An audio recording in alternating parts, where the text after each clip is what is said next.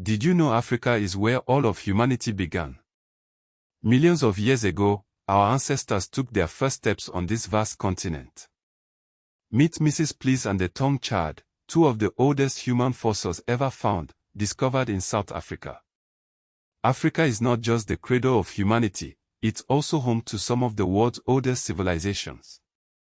The Egyptian civilization, with its pyramids and pharaohs, rose along the Nile River Valley around 3000 BC. But Egypt wasn't alone.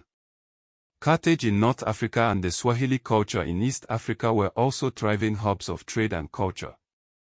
Fast forward to the 1300s, and we meet Musa, the richest man in history.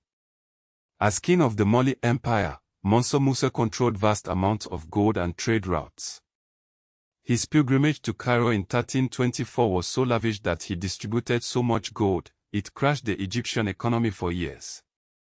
But Africa's history isn't just about wealth and empires. Between the 600s and 1900s, millions of Africans were taken as slaves in both the Arab and Atlantic slave trades. This dark chapter in history created the African diaspora, spreading African culture across the globe. By the late 1800s, European powers began colonizing Africa, dividing the continent at the Berlin Conference in 1884. By 1914, 90% of Africa was under European control. But the fight for independence began in the 1950s, with Libya leading the way in 1951, followed by Ghana in 1957.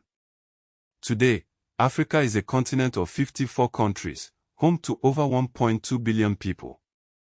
Despite challenges, modern Africa is growing, with nations like Nigeria, South Africa, and Botswana leading the way.